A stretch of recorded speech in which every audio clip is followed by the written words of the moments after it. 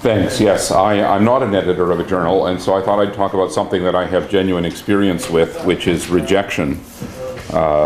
In all spheres of life, I might add, but I'll focus only on rejection by journals today. Although I should say that, yes, I have seen the process from the other side. I'm on a number of editorial boards, and I've been on, in particular, the editorial boards of major journals in political science. So I found what has been said so far actually quite relevant to political science, but maybe if there are specific issues in sociology or political science, I can speak to them. Let me say first a word about how to avoid rejection. And here I think we've heard very good advice from Professors Mickiewicz and Ehrlich. So target the journal. Journals have different tastes. That was said earlier, absolutely important. And study the articles in the journal, as was said before. I teach a doctoral seminar at Harvard, and we devote one of the sessions to how to publish a paper in a journal. And in fact, it's not possible to really cover that in 2 hours, how to write a paper. But what I ask the doctoral students to do is to analyze one particularly well-crafted paper. And by analyze it, I mean I analyze it in the way that the French used to teach the French language. Take it apart. What does each section do? What does each paragraph do? What do the sentences do in the paragraph? And that's both a matter of form, presentational form, but it's also a matter of substance. What does it make sense to do first? What next? What next? And frankly, I think that is the very best way to figure out how to write a paper for a leading journal. And in fact, the paper that I use is by a colleague from MIT. 1 year, the student said, "Oh, why can't we invite her over to tell us about writing the paper?" We invited her over, and it turned out that this was the first paper it was in the American Political Science Review, which is probably the leading journal in my field. It was the first paper she had written out of her dissertation. We said to her, "Well, how did you write it?" And she said, of course, it was a good dissertation, but she said, "Well, I took a paper that I really admired by somebody I knew, and I took it apart, and I just followed the model that he had produced in his paper."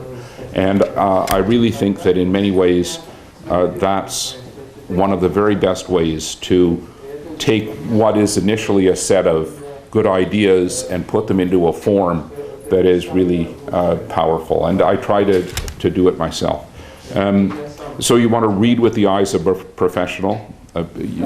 People here are professionals. In other words, you're not interested simply in what the person is arguing, you're interested in how they do it, how to integrate the theory with the empirics, and the like. And I would say to you, especially anybody here who's still a graduate student, force anybody you can to read the draft of your paper and give you comments. Force your advisors to do that. It's actually very difficult often to get them to do it. Force your friends to do it. There's nothing like having critical comments before you send this to a journal, and you often basically have to press people to do it. Okay. I'll add one point that I think is congruent with what Professor Mickiewicz said. So for any piece of research that you've done, it's going to have a certain publication potential. And I think we all know this as professionals. Every now and then you're going to do a piece of research, possibly for a dissertation, that really represents a very significant body of work and has within it some very significant findings. And so you might have the potential there to publish really a seminal article or an article in an absolutely leading journal. And then other pieces of the work you've done or other kinds of work you're going to do aren't going to exactly have that potential, and therefore you're going to want to target a different journal. But I guess what I'm saying is recognize that we all do different kinds of research. At least maybe I shouldn't associate this with everybody. I do different kinds of research. Sometimes I do absolutely fabulous research that has enormous potential, and sometimes I do okay research that has okay potential. And the point is to recognize when you've done fabulous research and to put the effort in to get it into the best journal possible.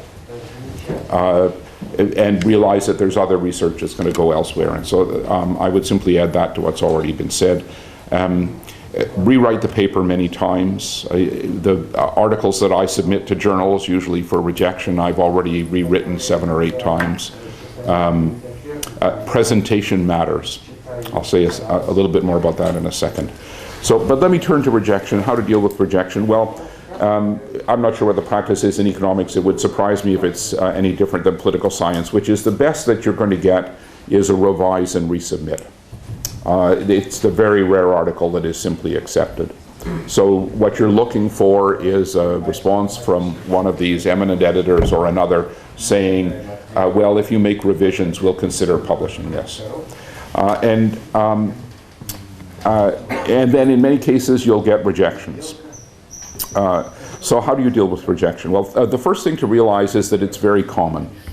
I don't know what the percentages are. I'm not sure we have any empirics on that. But I would say, if I use my own opus as an example,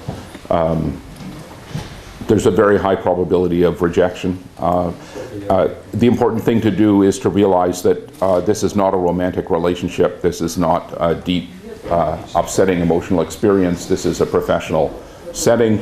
You turn around and see what you can do about it. One of my most cited articles was rejected by 3 journals before it was accepted by another journal.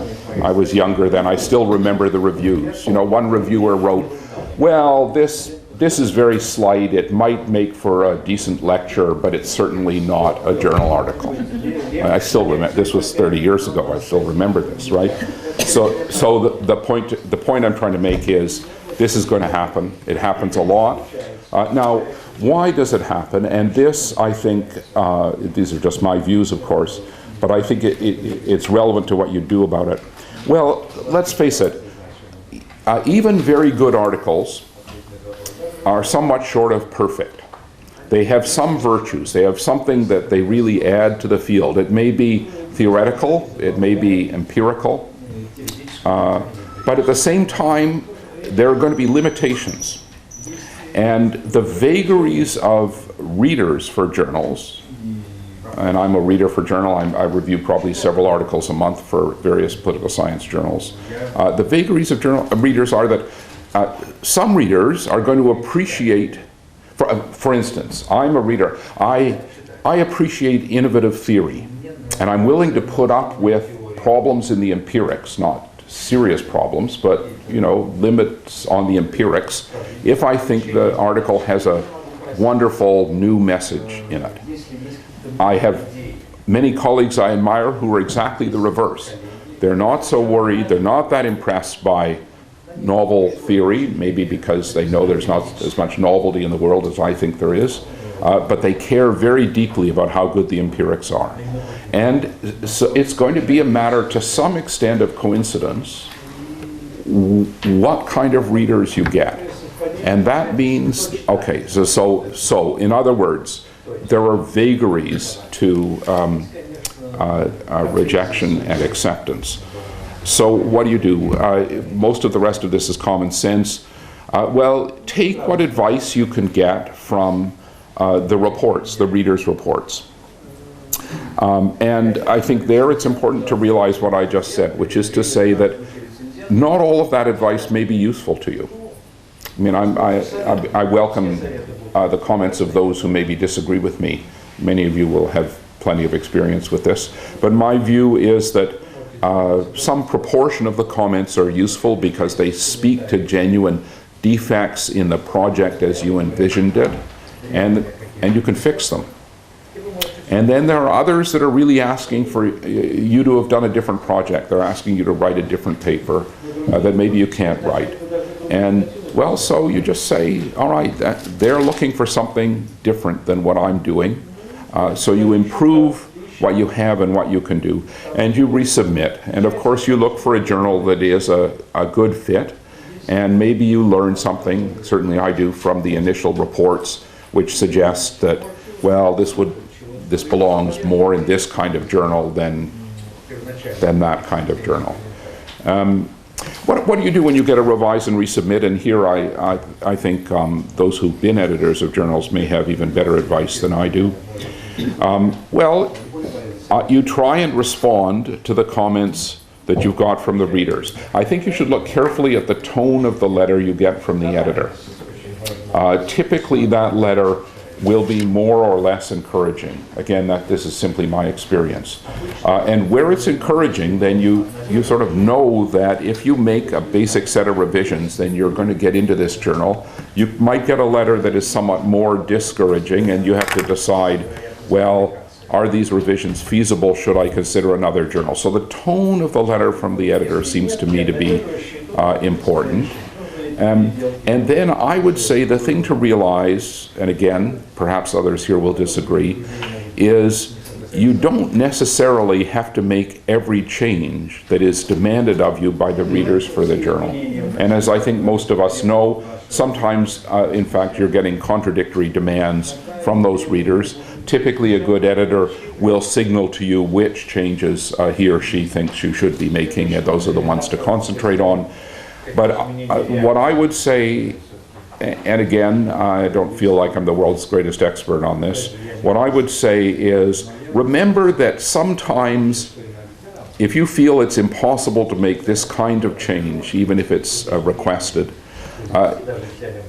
you can make a certain number of changes, and then you can justify your decision not to make changes 1, 2, and 3, even though they were requested by one of the readers. In other words, you're sending a response back to the editor saying, I've done this as requested. These 2 or 3 things I have not done because they're impossible or undesirable or the like. So, I mean, that's basically my advice. The questions under this section raised a couple of other issues. One of them asks, what are the possible criteria for building a reference list? Well, again, really what you want to do is situate your work within a field, of course, and that's really going to dictate the reference list. I would say, bear in mind that when editors of journals are looking for, in political science at least, are looking for readers, they're looking to see whose work you refer to. And one should perhaps bear that in mind when one's thinking about how to situate your article. And I would say typically you're going to want to be disagreeing with some of the literature. So you should. I mean, that's how science progresses. Well, in that case, my own advice would be respectful of those you disagree with, and in particular be precise about the nature of the disagreement and their own position. I review large numbers of articles that disagree with my positions. That's how I increase my citation count, and most of them are critical of my work. And I view that as desirable. I view it as acceptable, although it annoys me when people mischaracterize the positions that I've taken in my published work. So I still accept articles in that context, but I think that it's worth noting that you should be especially careful how you situate your work vis-a-vis those you want to disagree with, and you should disagree with people. Russian authors, is there any stigma? Authors outside the USA, the EU? As far as I know, there is not. And indeed, certainly as a reader of many submissions, typically I don't know where they've come from. Typically I don't know who's written them.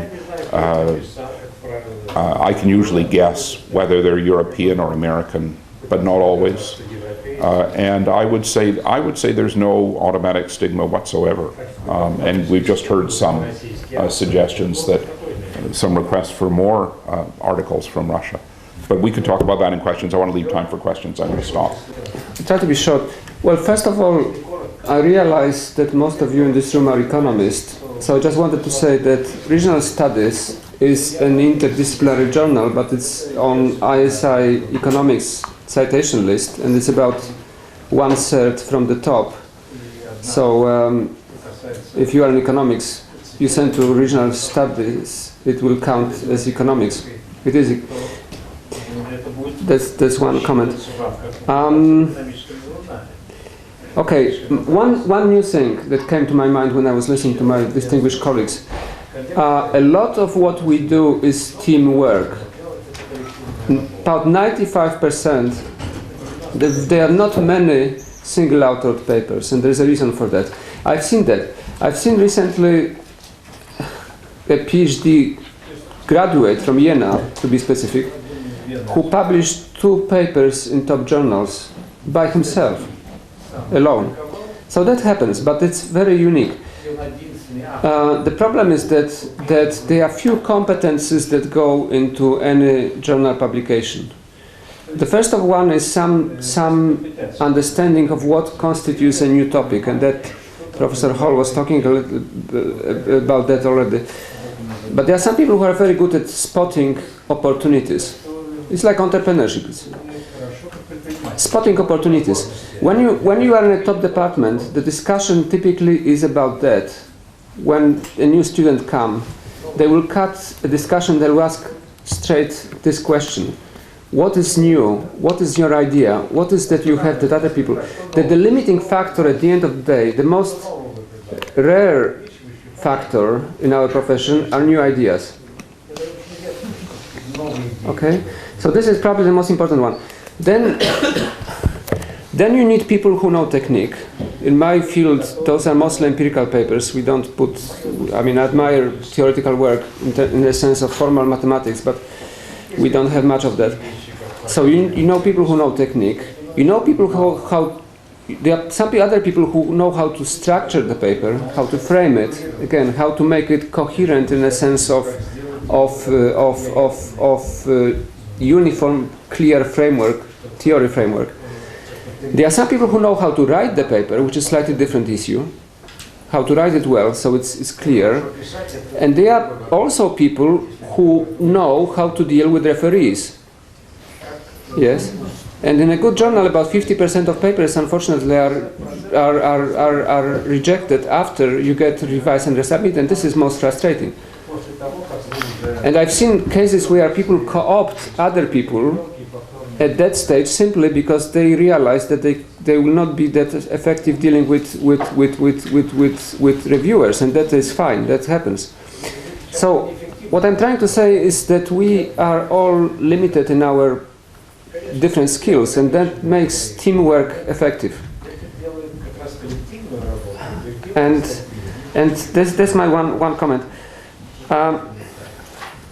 Now, the question about what is the difference between papers coming from top places and papers coming from, say, China. I get a lot of papers from China.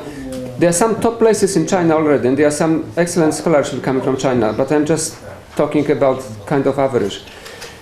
Now, what you see immediately is that those people do not connect.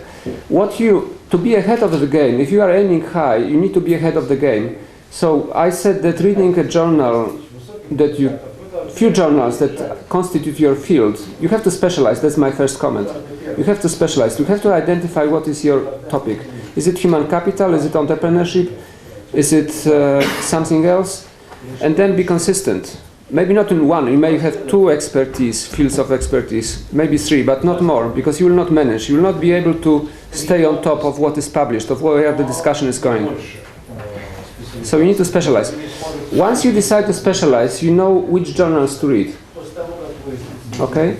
And then, but to be ahead of that is not just enough. You need to see what is the cutting edge, where the discussion is going, and that means going to conferences, top conferences. If you think about top conferences, some of the best departments, they send people to conferences even when they don't have any papers to present. A common mistake in many departments economics department is that they don't give money for people to go to conferences if they don't give a paper. Now, in our profession, for example, it's much more advantageous to go to American Economic Association conference, for example, even if you don't present a paper, than to present a paper in XYZ conference, because you will get some rubbish comments and basically you'll effectively get wrong comments, most likely. That would push you in a wrong direction, because those people who have no clue. Okay. So again, working paper, follow working papers like, we're talking with Zach about NBR, for example. For economics, this is one of the example of the good working paper series when you can get ahead of the game, because you see work which will be published in journals some 2-3 years from now. What the best people are doing. Okay, and the final comment. From my point of view as an editor, it strikes me when I became the editor of Regional Studies. By the way, I'm also on editorial board of Post Communist Economies, but I was talking less about that. It's also an economics journal, but I was talking less about that because editorial board is not the editor, so I'm less involved with Post Communist Economies, but I'm happy to answer questions if you have. Now, what is striking for me as an editor is how poor people are with two things. One is the title of the paper, the other one is the abstract. You spend a lot of time on writing a paper and you don't think about the abstract. And abstract is not to summarize what you wrote. The abstract is to sell what is exciting about your paper. You need some summary, yes. You need to hint what is it about. But you need to find space to convince people that there's something exciting you have to say in a very short abstract. So it's difficult, but it's important. And the title, again, the title should make people understand what the paper is about, because if you get editors who don't do their job carefully, they will send it to wrong reviewers, and if they send it to wrong reviewers, basically you will get rejected, because there will be not a good fit between what you did and what the reviewers will be interested in. And finally, I couldn't agree more about the comments on introduction. And I would even go further. I would say that the two most important paragraphs of any papers are the first two paragraphs. The first two paragraphs of your paper are most important, I would say. And they should first introduce the context, in which context you are working, or which discussion. You should link to some discussion, and then you should basically declare what is your question. The best papers, in my view, are the papers that have relatively simple question, and the answer which is simple but not trivial. This is the difficulty. This is a difficulty, to have a simple answer, but the answer which is surprising at the same time. And then they spend the paper on elaborating in good methodological way on documenting this answer. Okay? But the most quoted papers are those that where the message is very clear.